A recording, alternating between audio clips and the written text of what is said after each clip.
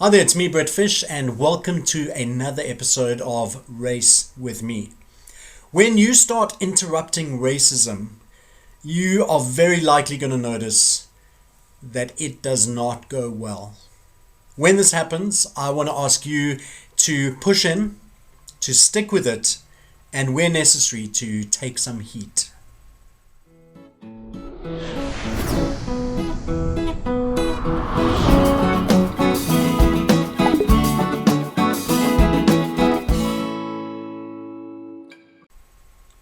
So in recent videos, we've been looking at this whole idea of interrupting racism, the not on our watch hashtag, the idea or the commitment to not let racism pass by unchallenged, whether online or offline. And we spoke recently about adding your voice to other people that are already speaking up about these things, but also the encouragement is to start with your family, with your friends, and maybe at some stage move onto social media and workspaces or whatever, but to really get in there, to start interrupting. And once you start doing that, once you speak up against racism, once you start calling things problematic, even if you do it in the gentlest and kindest ways, it is most of the time likely to not go well.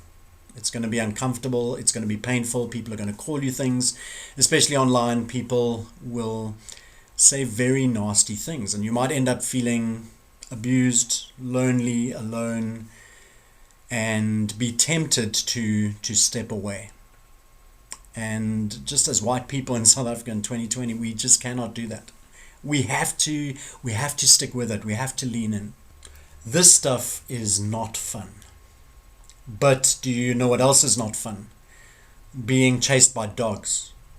Having to pull out a pass when a policeman stops you to prove that you are allowed to be in that space at that moment. Having certain beaches and restaurants and places that you are not allowed into or have to enter at the side door or the back. Having your house bulldozed and being forced to live in a much worse area with being able to take whatever possessions you're able to take on the move with you. Living in fear of a raid or an arrest or a beating or worse. And if we're honest about it, the biggest thing typically that white people have to fear in these spaces is that someone's going to make us feel bad. Like, that's the big fear. And so we really need to start learning to push into uncomfortable and difficult spaces, and that when things go badly, be able to dust it off and get right back in there and continue to do it, because the commitment is to never let racism pass by unchallenged. Not just to do it until it hurts or until it goes badly once and then step aside. We have to continue to do that, and in numbers. The more of us that are doing it, the easier it becomes, and the more effect and the more momentum we gather. And so we need to be pulling our friends into this as well. And one of the things that we really seem to struggle to have is difficult conversations. When things get difficult, people get defensive. We are not used to things being uncomfortable. When things are uncomfortable, we do everything we can to make it comfortable again.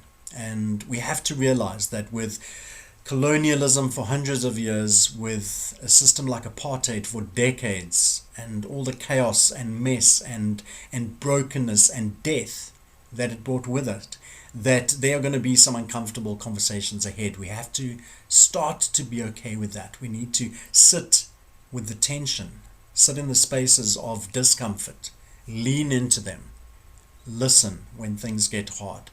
Listen when things are painful, and we've just got to keep showing up.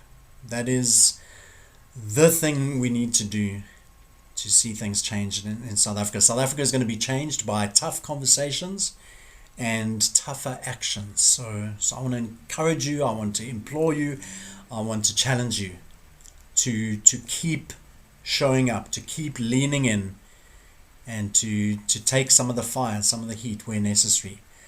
There is a lot of work to do, and we have to stick with this in order to see change.